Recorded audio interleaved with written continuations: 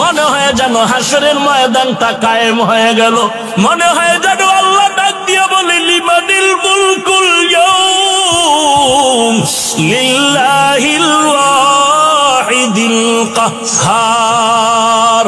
হাসরের ময়দান কায়েম হয়ে গেল, আমি তো নেক আমলওয়ালা না, আমি তো বড় গুনাহগার। হাসরের ময়দানে মনে হয় নবীর কথা মতে সূর্যটা মাথার উপরে নেমে আসলো। সূর্যের একটা মুখ না 12টা মুখ জমিনের মধ্যে ফিরানো। আল্লাহ অর্ডার করে, সূর্য তোর যত তাপ আছে জমিনে ছাড়িয়া দে। সূর্যের তাপে জমিনটা তামা হয়ে যাবে, তামা হয়ে যাবে সূর্যের তাপে। গুনাহগারের মাথার মগজগুলো টাস টাস করে ফেটে যাবে। ওদিকে জাহান্নামের আওয়াজ, জাহান্নাম বলবে হাল মিন মাজিদ, হাল মিন মাজিদ। ও আল্লাহ, গুনাহগার গুলো কই? গুনাহগার গুলো আমার পেটের মধ্যে দাও। আমি আল্লাহর কাছে আবদার করবে, আল্লাহ বলবে রে ও জাহান্নাম একটু অপেক্ষা কর, আমি আল্লাহ বিচারটা শেষ করিয়া দেই। বিচারটা শেষ করার পরে এরপরে তোর কাছে গুনাহগার গুলো পাঠায় দিব। জাহান্নাম থামতে রাজি না। আল্লাহ তাআলা বলেন, ও জাহান্নামের শিকল দিয়া ধরে রাখ, জাহান্নামকে শিকল দিয়া বেঁধে রাখ। 70,000 রহমতের ফেরেশতারা জাহান্নামটাকে বেঁধে ধরে রাখতে পারে না। আমার নবী সিজদায় পড়ে কাঁদেন, ও আল্লাহ জাহান্নামের ফিরাও ফিরাও, আমার একটা উম্মত যেন জাহান্নামে না যায়। জাহান্নামের ভয় আমার নবী সিজদায় পড়ে কান্না শুরু করবেন। আল্লাহ বলেন, ও নবী আপনি একটুও কাঁদবেন না, আপনার উম্মতের জাহান্নামে আমি আল্লাহ দিব না। আল্লাহ কুদরতের হাতে একটু পানি দিয়া ফেরেশতাকে বলবে জাহান্নামের গায়ে ছিটায়া দাও। আল্লাহর দেওয়া কুদরতের হাতের পানি জাহান্নামের গায়ে ছিটায় দেওয়া মাত্র জাহান্নাম পেছন দিকে দৌড়াবে। ফেরেশতারা বলবেন, ওরে মালিক, শিকল দিয়া যেই জাহান্নামের ধরে রাখতে পারি না, একটু সামান্য পানি দেওয়া মাত্র জাহান্নাম পেছনে চলে গেল। এটা কেমন বরকতের পানি? এটা কি জমজমের পানি নাকি কাউসারের পানি নাকি আবে হায়াতের পানি? আল্লাহ বলবেন, এটা তো কাউসারের পানিও না, জমজমের পানিও না, এই পানি হলো আমার গুনাহগার বান্দার চোখের পানি। আমার গুনাহগার বান্দা নবীর উম্মতেরা ঘুমায় নাই, গুনার ভয়ে জাহান্নামের ভয়ে চোখের পানি ছেড়ে কান্না করে। এরে আল্লাহর বান্দা, এরে যুবক, একটু আমলনামার দিকে চোখ দুটো বন্ধ করে তাকায় দেখো। গুনার কারণে আমার হাত না পাক, আমার জিহ্বা না পাক, আমার অন্তর না পাক। গুনার কারণে আমার চোখ দুটো না পাক, আমার পা না পাক। আমার মতো জাহান্নামের আসামি আর কেউ নাই। আজকে এই ময়দানে চোখের পানি ছেড়ে আল্লাহকে মায়া করে ডাক দাও, রে মালিক, আমি জাহান্নামের আগুনে জ্বলতে পারবো না। কেউ যদি একটা বেত দিয়া বাড়ি দেয় সহ্য করতে পারি না রে আল্লাহ। গুনাহ নিয়ে কবরে গেলে কবরের মাটির চাপ কেমনে সহ্য করবো রে মালিক। গুনার কারণে আমার দিলটা পাথর হয়ে গেল, চোখে পানি নাই। গুনার কারণে দিলটা পাথর, চোখে পানিও নাই। এরে আল্লাহর বান্দা, ডানে বামে তাকায় দেখ, কার চোখে পানি, কার চোখে পানি।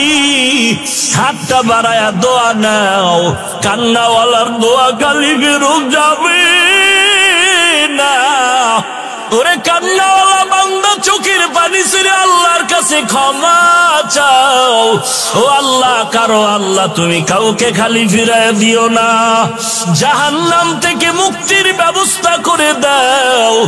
গুনাহ করে জীবনটারে নষ্ট করেছি, আজকে তওবা করলাম, আর গুনাহ করব না, আর গুনার পথে যাব না রে আল্লাহ। আর নামাজ ছাড়বো না, বেপরদায় চলবো না, মা বাবাকে কষ্ট দিব না, আলেম ওলামাদের বিরোধিতা করব না। আয় আল্লাহ, চোখ দিয়ে গুনাহ করব না, না, হাত দিয়া গুনাহ করব না, জবান দিয়া গুনাহ করব না, পা দিয়া গুনাহ করব না। ও আল্লাহ, কুদরতের নজর দিয়া তাকায় দেখেন, আপনার পাগলের দলেরা চোখের পানি ছেড়ে আপনার দরবারে তওবা করে ক্ষমা চায়। আয় আল্লাহ, এই ময়দানে কি আপনার আপন বান্দা কেউ নাই?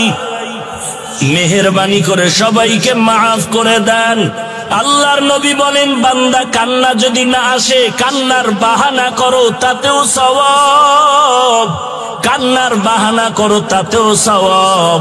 আল্লাহর কাছে কান্নাওয়ালা চক্ষু চাও। ও আল্লাহ, কান্নাওয়ালা চক্ষু দান করেন আল্লাহ, কান্নাওয়ালা চক্ষু দান করেন আল্লাহ, কান্নাওয়ালা চক্ষু দান করেন আল্লাহ।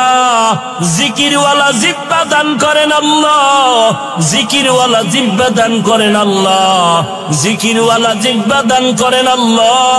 আখিরাতের ফিকিরওয়ালা কলব দান করেন আল্লাহ। গুনাহমুক্ত জিন্দেগি দান করেন ও মালিক। জীবনে আর গুনাহের পথে যাব না রে আল্লাহ। তওবার দরজায় আমাদের কবুল করে নাও। আয় আল্লাহ, গুনাহমুক্ত জিন্দেগিতে নবীর সুন্নতের আমলওয়ালা বানায় দাও, আমিন। আসসালামু আলাইকুম ওয়া রাহমাতুল্লাহি ওয়া বারাকাতুহু। আলহামদুলিল্লাহ الحمد لله الذي جعل الشمس والقمر بحسبان والنجم والشجر يسجدان وفضل زمانا على زمان كما فضل مكانا على مكان وإنسانا على إنسان ونشهد أن لا إله إلا الله وحده لا شريك له لا ضد له ولا ند له ولا مثل له ونشهد أن سيدنا وسندنا وحبيب ربنا وطبيب قلوبنا ومولانا محمدا عبده ورسوله صلى الله تعالى عليه وعلى آله وأصحابه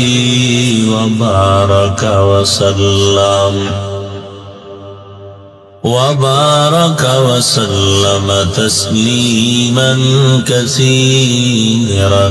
كثيرا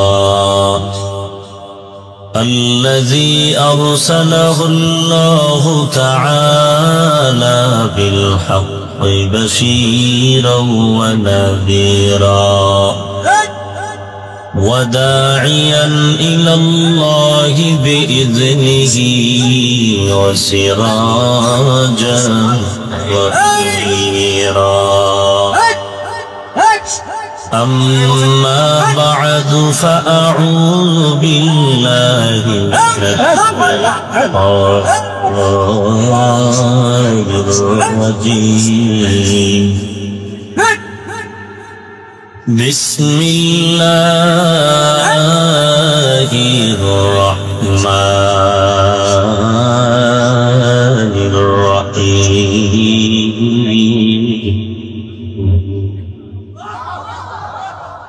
وأما من خاف مقام ربه ونهى النفس عن الهوى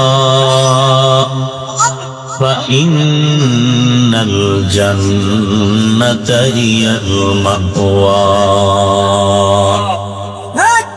قال النبي صلى الله عليه وآله وسلم ألا كلكم راع وكلكم مسؤول عن رعيته أو كما قال النبي عليه الصلاة والسلام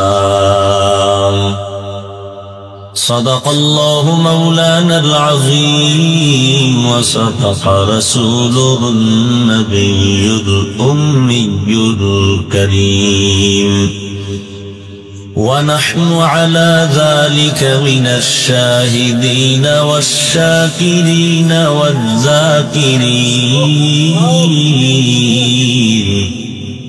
والحمد لله رب العالمين اللهم صل على روح محمد في الأرواح وعلى جسد محمد في الأجساد وعلى قلب محمد في القلوب وعلى قبر محمد في القبور سبحانك لا علم لنا إلا ما علمتنا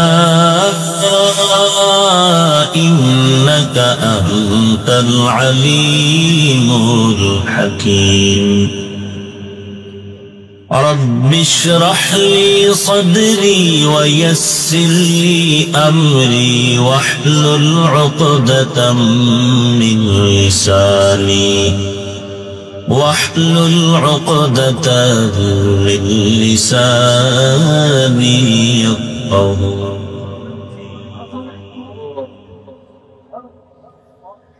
تکبیر میں کلمہ میں نمازوں میں اذا میں تکبیر میں کلمہ میں نمازوں میں اذا میں ہے نام الہی سے ملا نام محمد ہے نام الہی سے ملا نام محمد فرماتے ہیں آدم کا مجھے خلد تری میں فرماتے ہیں آدم کا مجھے خلد تری میں لکھا ہوا توبہ پہ ملا نام محمد لکھا ہوا توبہ پہ ملا نام محمد ہے میم محبوب یہ مطلق کا اشارہ ہے میم محبوب یہ مطلق کا اشارہ پھر کیوں نہ ہو محبوب خدا نام محمد پھر کیوں نہ ہو محبوب خدا نام محمد الفت میں برابر کے وفا ہو کے جفا ہو الفت میں برابر کے وفا ہو کے جفا ہو ہر چیز میں لذت ہے اگر دل میں مزہ ہو ہر چیز میں لذت ہے اگر دل میں مزہ ہو মার্কাজুস শরিয়া বাংলাদেশ উচ্চতর ইসলামী আইন ও গবেষণা কেন্দ্র কর্তৃক আয়োজিত ইফতার সমাপনী ছাত্রদের দস্তারবন্দি উপলক্ষে চতুর্থ বার্ষিক ওয়াজ মাহফিল 18 এপ্রিল 2019 মহতি এ মাহফিলে উপস্থিত মুহতারাম সম্মানিত সভাপতি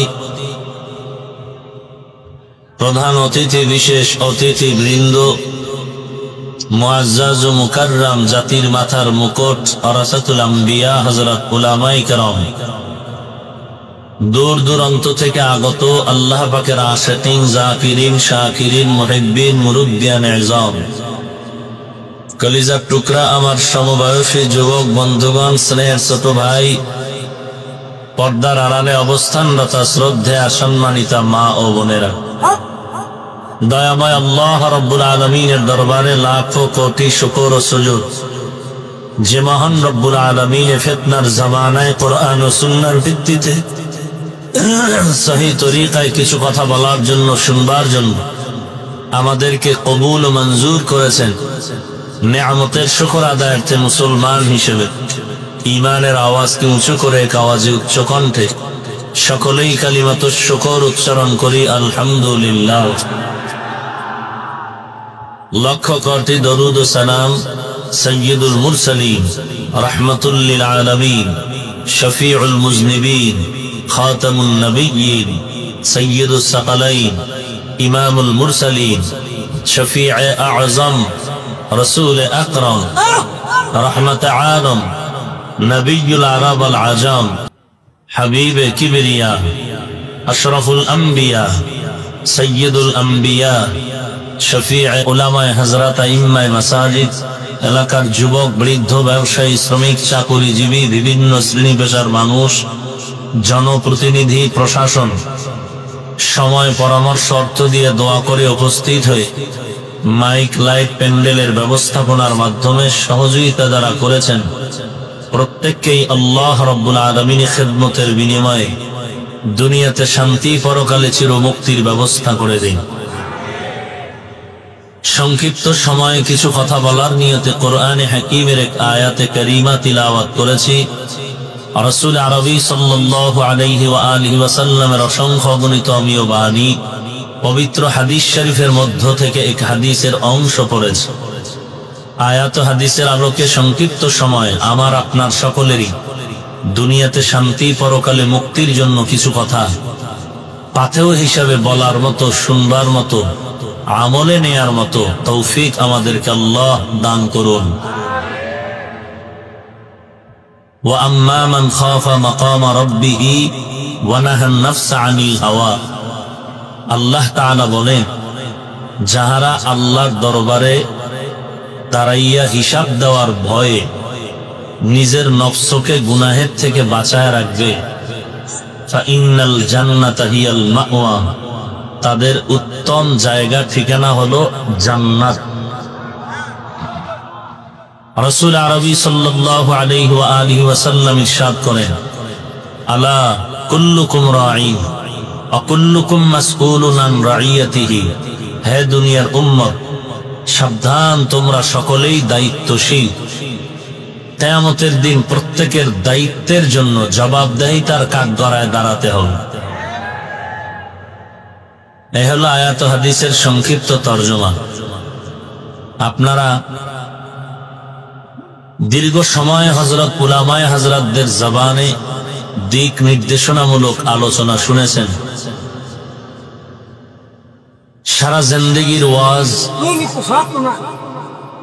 বৃথা হয়ে যাবে যদি আল্লাহর মহব্বতে আমরা আমলের লাইনে দুর্বল হয়ে যাই। আর একদিনের ওয়াজি মানুষকে অনেক দামি বানায় দিবে যদি আমলের লাইনে আমরা পরিপূর্ণ সবল হতে পারি। বহু দূর থেকে ব্যস্ততার মাঝেও আপনারা এখানে আসছেন দ্বীনের কিছু কথা শোনার জন্য। আমরা সব দিকেই নজর রাখা উচিত। যাদের ক্ষুধা আছে তাদের যেন পেটের খানার ব্যবস্থা হয়, আর যারা ক্ষুধা কি জিনিস বুঝেই না এরাও যেন বুঝতে পারে। এখানে বহু কলেজের ছাত্র যারা ওয়াজে অনেকে বসে না জীবনে, তারাও, আপনারা যদি ক্ষুধার তৃষ্ণায় এত পাগলামি করেন তো তারা তো কথা শুনতে পারবে না। অতএব আপনারাও আল্লাহর কাছে সবরের তৌফিক চান, একটু ধৈর্য ধারণ করেন যেন সবাই অল্প টাইমে কিছু কথা শোনার সুযোগ পায়। আর আপনারা তো অবশ্যই জানেন যে আল্লাহর মহাব্বতের অবস্থাটাকে যারা কন্ট্রোল করতে পারে, আল্লাহ তাদেরকে অনেক উঁচু মর্যাদা দান করেন। আপনার শরীরে একটা চিৎকার দেওয়ার অবস্থা তৈরি হয়েছে, এটারে কন্ট্রোল করলে চিৎকার দিয়া যতটুকু আল্লাহর কাছে যাবেন, কন্ট্রোল করে যদি দুফোঁটা চোখের পানি ছেড়ে দেন, তার থেকে 1000 কোটি গুণ আল্লাহর কাছে আগায় যান। আপনি যে চিৎকার দিতেছেন একটু খেয়াল করবেন চোখে পানি আসে কিনা। সব থেকে বড় দামি চোখের পানি। দুনিয়ার ঘরে আগুন লাগলে যেমন পানি ছাড়া ঠান্ডা করা যায় না, গুনাহের কারণে জাহান্নামের অগ্নি যদি কপালে নির্ধারিত হয়, চোখের পানি ছাড়া নিবানোর কোনো সুযোগ নাই। এজন্য আল্লাহ পাক বেশি বেশি বলেন, কাঁদো, বেশি কাঁদো। কান্না বড় দামি একটি সম্পদ। দুধের বাচ্চাটা দাঁড়াইতে পারে না, বসতে পারে না, হাঁটতে পারে না, খাইতে পারে না, দুর্বল। মা কয়া ডাকতেও পারে না, আব্বা কয়াও ডাকতে পারে না, বলতেও পারে না আমার ক্ষুধা লাগছে খানা দাও। ওর একটা পুঁজি আল্লাহ দিয়ে দিছে কান্নার আওয়াজ, ওয়া ওয়া কয়া চিৎকার দেয়। আর এই কান্নার আওয়াজের কারণে বাচ্চাটা কি চায় শুধু মাই বোঝে, পাশের লোকেরা বুঝে না, খামাখা বলে চিল্লায় কেন, এত চিৎকার করে কেন। এমনকি বাবায় বলে কি ব্যাপার এত কাঁদে কেন। মা কয় ওর পেটে ক্ষুধা লাগছে তো খানার জন্য চিল্লায়। আচ্ছা খানা দাও, খানা দিস। খানা দেওয়ার পরে আবার চিৎকার করে। বাবায় বলে আবার চিল্লায় কেন, বলে ওর শরীর অসুস্থ, ও ঘুমানোর কান্না কাঁদতেছে, ওকে এখন ঘুম পাড়াতে হবে। একটা বাচ্চা যদি শুধু কান্নার পুঁজি দিয়া মায়ের থেকে খানা পায়, ঘুম পায়, বাথরুমের হাজত সারতে পারে, ওই পুঁজিটা আমরাও যদি ধরে আল্লাহর কাছে পেশ করি, তাহলে মায়ের থেকে আল্লাহর মায়া তো অনেক কোটি গুণ বেশি। বাচ্চায় যদি কান্না করে মায়ের থেকে সব দাবি আদায় করতে পারে, বান্দা কেন কান্না করে আল্লাহর থেকে দাবি আদায় করতে পারবে না? हर गोरी देने के तू तैयार है, जो न मांगे उससे तू बेजार है। या इलाही तू मेरा माबूद है, या इलाही तू मेरा माकूक है। या इलाही तू मेरा सत्तारो है, या इलाही तू मेरा गफ्फारो है।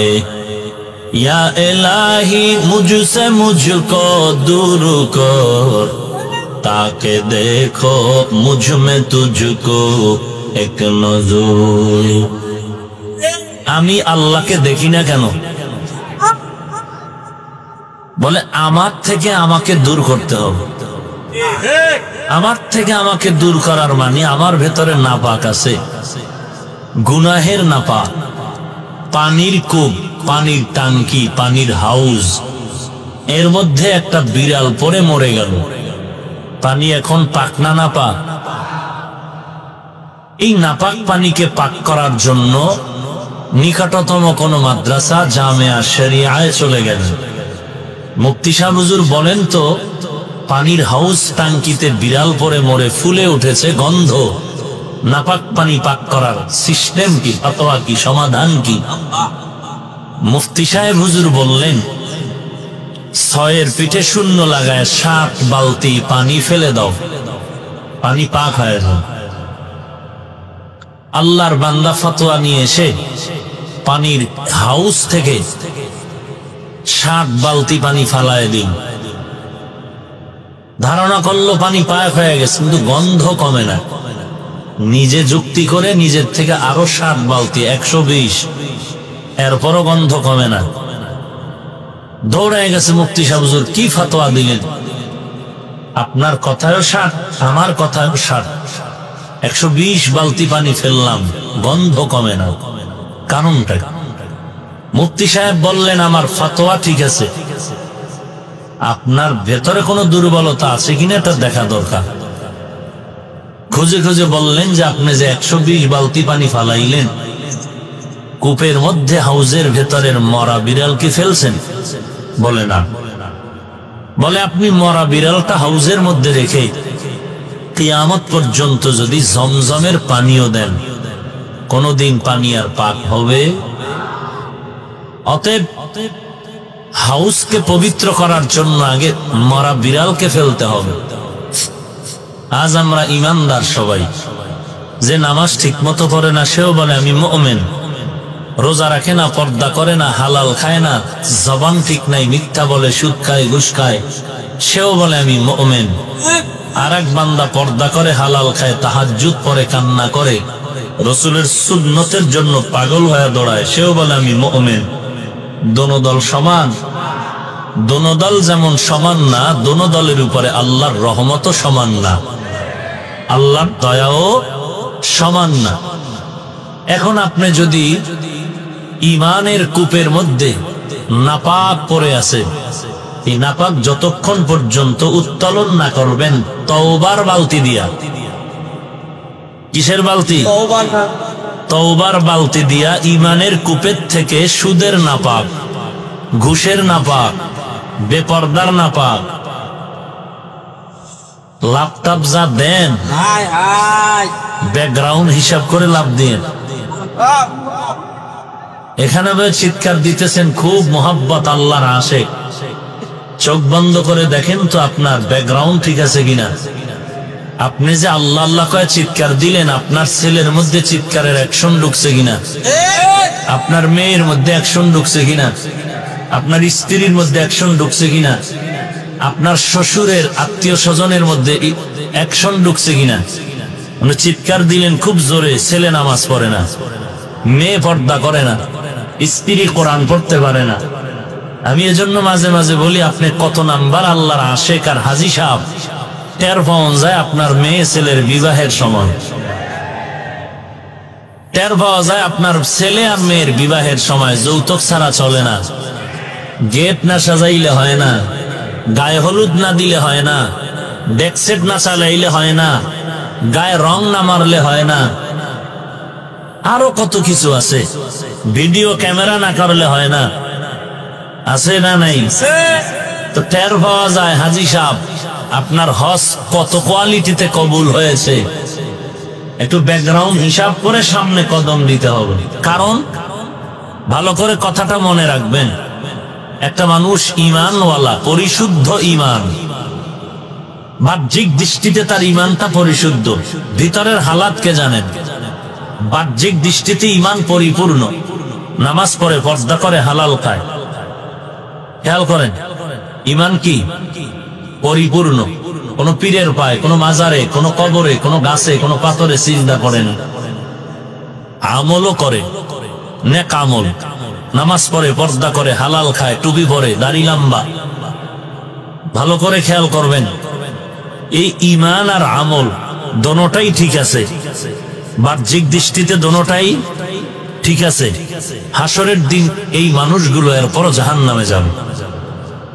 কোথায় যাবে? ভালো করে খেয়াল করবেন, কারণ ওই যে হাদিস শুনাইলাম, আলা কুল্লুকুম রাঈন ওয়া কুল্লুকুম মাসউলুন আন রাইয়াতিহি। হে উম্মত, তোমরা সবাই দায়িত্বশীল, দায়িত্বের জবাব দিতে কাঠগড়ায় দাঁড়াতে হবে। কোন কাঠগড়া? আল্লাহর কাঠগড়ায়, যেখানে কোনো পিয়ন নাই, টেলিফোন নাই, কোনো সুপারিশের ব্যবস্থা নাই। ওই কাঠগড়ায় দাঁড়ায় জবাব দিতে হবে। সাহাবী দাঁড়ায় গেলেন, ইয়া রাসূলুল্লাহ, কে কার দায়িত্বশীল? বলে তোমার ছেলে মেয়ে আছে? না, হ্যাঁ আছে। তুমি তোমার ছেলে মেয়ের দায়িত্বশীল। আর একজন বলে আমি। তোমার স্ত্রী আছে, তুমি স্ত্রীর দায়িত্বশীল। একজন সাহাবী বললেন, ইয়া রাসূলুল্লাহ, আমার মা নাই, বাপ নাই, ছেলে মেয়ে, স্ত্রী কিচ্ছু নাই, আমি একা, আমি কিসের দায়িত্বশীল? নবী বললেন, তুমি তোমার ওয়ালি জাসাদিকা আলাইকা হাক্কা ওয়ালি নাফসিকা আলাইকা হাক্কা, তুমি তোমার নফসের দায়িত্বশীল, তুমি তোমার বডির দায়িত্বশীল। আমি আল্লাহ, আল্লাহ তাআলা দুই হাত দিছেন, পা দিছেন, চোখ দিছেন, কান দিছেন, অন্তর দিছেন। প্রত্যেকটা দেওয়ার পেছনে একটা নির্ধারিত ডিউটিও আল্লাহ নির্ধারণ করে দিয়েছেন। তোমার হাত যদি যেই ডিউটির জন্য আল্লাহ বানাইছেন যদি ডিউটি পালন না করে তোমাকে জবাব দিতে হবে। দুই কান আল্লাহ যে ডিউটির জন্য নির্ধারণ করেছেন ওই ডিউটি কান যদি না করে তোমাকে জবাব দিতে হবে। যেই জন্য আল্লাহ দুটা চক্ষু দান করছেন ওই ডিউটি যদি চোখ পালন না করে তোমাকে জবাব দিতে হবে আসামির কাঠ গলায়।